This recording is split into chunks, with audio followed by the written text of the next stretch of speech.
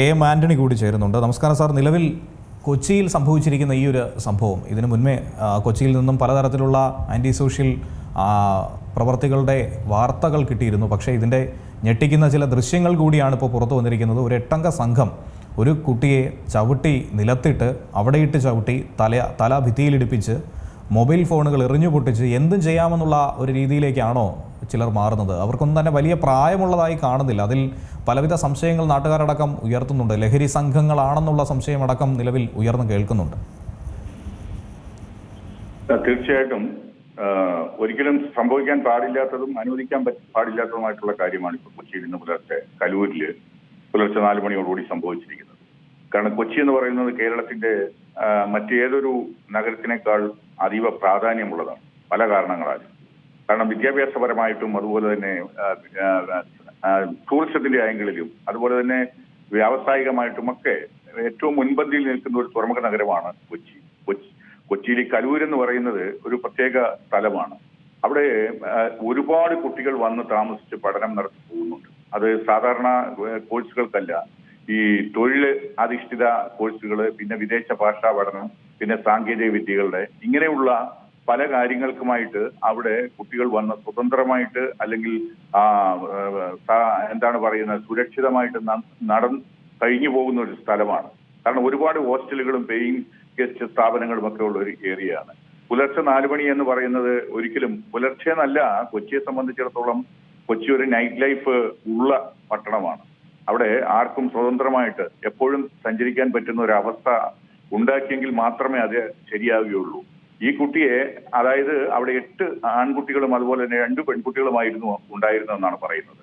അവിടെ ഒരു കടയിൽ സാധനം വാങ്ങാനായി പോയ കുട്ടികളോട് ലൈംഗിക ചുവയോട് സംസാരിക്കുകയും അവരതിനെ എതിർത്തപ്പോൾ അവരുടെ നെറ്റിക്കിടിക്കുകയും അതുപോലെ തന്നെ തലമുടിയിൽ പിടിച്ച് ചുറ്റി കറക്കി നിലത്തിടുകയും അതുപോലെ തന്നെ അവരെ ചവിട്ടുകയും ചെയ്തു. മൊബൈൽ ഫോൺ ഉണ്ടായിരുന്നത് വലിച്ചെറിഞ്ഞ് ഉടയ്ക്കുകയും ചെയ്തിരിക്കുന്നു.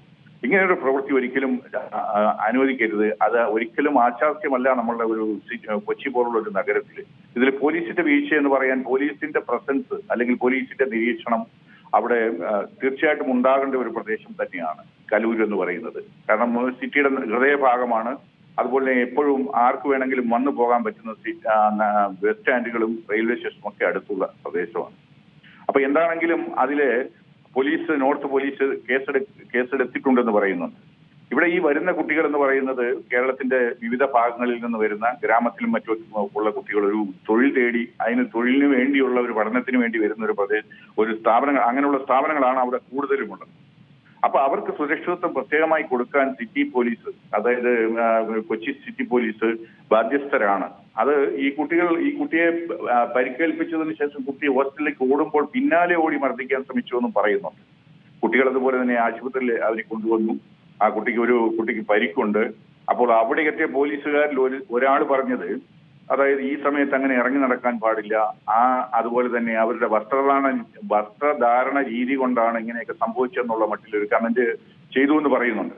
അതൊരിക്കലും പോലീസിന്റെ ഭാഗത്തുനിന്ന് അങ്ങനെയൊന്നും അല്ല പറയേണ്ടത്, അങ്ങനെയൊന്നും അല്ല പെരുമാറേണ്ടത്. പോലീസിൽ ഇന്നും ആ രീതിയിലുള്ള അതായത് സദാചാര പോലീസിങ് അല്ലെങ്കിൽ അയാൾ വിചാരിക്കുന്ന കാര്യങ്ങൾ മാത്രമേ ശരിയുള്ളൂ എന്ന് കരുതുന്ന ഒരു ഭാഗമുണ്ട്. അതൊക്കെ മാറ്റിയെടുക്കണം. പോലീസിന്റെ തന്നെ മുഖച്ഛായ മാറ്റിയെടുക്കേണ്ട പെരുമാറ്റം. കാരണം പരിക്ക് പറ്റിയ ഇരയോടാണ് നമ്മൾ ഒരുമിച്ച് നിൽക്കേണ്ടത്, കൂടെ നിൽക്കേണ്ടത്. അതല്ലാതെ അക്രമം ചെയ്ത ആളുകൾക്ക് അനുകൂലമായിട്ടല്ല. പിന്നെ അതുപോലെ തന്നെ ഈ പറഞ്ഞ 8 പേര്, 8 2 10 പേരെന്ന് പറയുന്നു, അത് അവരുടെ കൂടെയും ഉണ്ട് പെൺകുട്ടികൾ എന്ന് പറയുന്നു. അപ്പൊ അവരുടെ കൂടെ പെൺകുട്ടികൾക്ക് നടക്കുന്നതിന് കുഴപ്പമില്ല, ഈ കുട്ടികൾക്ക് ആ സമയത്ത് നടക്കാനേ പറ്റാത്തതുള്ളൂ. അങ്ങനെ ഒരു രീതിയും ശരിയല്ല. കാരണം ഇത് മയക്കുമരുന്നിന്റെ ശൃംഖലയിൽപ്പെട്ട സംഘമായിരിക്കാം ഇത്. അവരവിടെ തന്നെ നിരന്തരമായിട്ട് വന്നു പോകുന്നുണ്ടാവാം. അവിടെ അല്ലെങ്കിൽ പിന്നെ ഈ സമയത്ത് അവര് ഉണർന്നിരിക്കുകയും അവിടെ വരുന്നവരെ ചോദ്യം ചെയ്യുകയോ അല്ലെങ്കിൽ ആ രീതിയിൽ പെരുമാറുകയോ ചെയ്യുമ്പോൾ, അതായത് അത് മയക്കുമരുന്നോ അല്ലെങ്കിൽ ലഹരി പദാർത്ഥങ്ങളുടെ വ്യാപനവും അതുപോലെ തന്നെ വിപണനവും ഒക്കെ ആയിട്ട് ബന്ധപ്പെട്ട ആളുകൾ തന്നെയായിരിക്കാം. പോലീസിൽ പുതിയ ഗവൺമെന്റ് വന്നതിന് ശേഷം തൂഫാനെന്ന് പറഞ്ഞുള്ള രീതിയിലുള്ള മയക്കുമരുന്നിന് എതിരായിട്ടുള്ള ഒരു വലിയ പദ്ധതി തന്നെ തുടങ്ങിയെന്നുള്ളത് പറയുന്നുണ്ട് ആഭ്യന്തരമന്ത്രി. അപ്പം അതൊക്കെ ശക്തമായ രീതിയിൽ തന്നെ കൊണ്ടുവരേണ്ടതുണ്ട്. ഇപ്പം ഈ കൊച്ചിയിലെ സ്ത്രീകൾക്ക് പ്രത്യേകിച്ചും സുരക്ഷിതമായിട്ടൊരു അവസ്ഥ ഉണ്ടാക്കുന്നില്ല എങ്കിൽ ഇവിടെ പ്രശ്നങ്ങൾ അല്ലെങ്കിൽ എന്താണ് അതൊരു മോശമായ ഒരു പേരിന് ഇടവരും. കാരണം ചെന്നൈയോ അല്ലെങ്കിൽ ബാംഗ്ലൂരോ പോലുള്ള നഗരങ്ങളാണ് കൊച്ചിയുമായിട്ട് കിടപിടിക്കുന്ന നഗരങ്ങൾ, ഹൈദരാബാദ് ഒക്കെ. അപ്പം അതേ രീതിയിലുള്ള സംവിധാനം, അത് രീതിയിലുള്ള പോലീസിങ് ഇവിടെ ആവശ്യമുണ്ട്. നമുക്കറിയാം കൊച്ചി സിറ്റി ഇപ്പൊ കേരളത്തിൽ പോലീസിനെ സംബന്ധിച്ചിടത്തോളം തിരുവനന്തപുരത്ത് ഇരുന്ന് ഹെഡ്ക്വാർട്ടറിൽ ഇരുന്ന് കാര്യങ്ങൾ തീരുമാനിക്കുകയാണ്. അത് കൊച്ചിക്കും അതുപോലെ തന്നെ ഉൾനാടൻ ഗ്രാമത്തിലെ ഒരു ചെറിയ ഗ്രാമത്തിലും എല്ലാം ഒരേ രീതിയിലുള്ള പോലീസിംഗാണ്. അങ്ങനെയല്ല വേണ്ടത്. കൊച്ചിക്ക് പ്രത്യേകമായിട്ടുള്ള ഒരു സംവിധാനമാണ്. ഓരോ പ്രദേശത്തിന്റെ പ്രത്യേകത അനുസരിച്ച് അതാത് സ്ഥലത്തെ പോലീസിന് സ്വതന്ത്രമായിട്ട് തീരുമാനങ്ങൾ എടുത്ത് അവിടെ അക്രമികളെയും സാമൂഹ്യ വിരുദ്ധരെയും അടിച്ചമർത്താനും അല്ലെങ്കിൽ കുറ്റകൃത്യങ്ങൾ ഒഴിവാക്കാനും ഡിറ്റക്ട് ചെയ്യാനും ഒക്കെ ഉള്ള സംവിധാനങ്ങൾ അതാത് പ്രദേശത്തിന്റെ പ്രത്യേകതകൾ അനുസരിച്ച്. കൊച്ചി എന്ന് പറഞ്ഞാൽ വളരെ വൈവിധ്യങ്ങളുള്ള ഒരു സ്ഥലമാണ്. വെള്ളവും തുറമുഖവും കായലും കടലും അതുപോലെ തന്നെ ടൂറിസ്റ്റുകളും ഹോട്ടലുകളും പബ്സും അങ്ങനെയുള്ള എല്ലാ സ്ഥലങ്ങളും എല്ലാം കൂടെ ഉൾക്കൊള്ളുന്നതാണ്. ആ രീതിയിലുള്ള ഒരു പട്ടണം കേരളത്തിൽ മറ്റൊന്നില്ല. കോഴിക്കോടോ അല്ലെങ്കിൽ തിരുവനന്തപുരമോ അങ്ങനെയാണെന്ന് പറയാൻ പറ്റില്ല. അപ്പൊ അതേ രീതിയിലുള്ള അത്തരത്തിലൊരു മേഖലയിൽ പോലീസിന്റെ ഭാഗത്തു നിന്നും ഉണ്ടായിരിക്കുന്ന ഇത്തരം ചോദ്യങ്ങൾ അതാ സിറ്റിയുടെ തന്നെ ശോഭ കെടുത്തും അവിടെ സുരക്ഷിതമായി എത്താമെന്ന് പ്രതീക്ഷിക്കുന്ന മറ്റ് മേഖലകളിൽ നിന്നുള്ളവരെ ഒക്കെ തന്നെ വലിയ തോതിൽ ബാധിക്കുമെന്ന് തന്നെയല്ലേ ഇതിലൂടെ മനസ്സിലാക്കേണ്ടത്?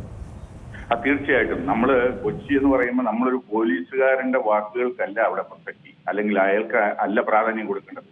അങ്ങനെയുള്ളവരുണ്ടാവാം.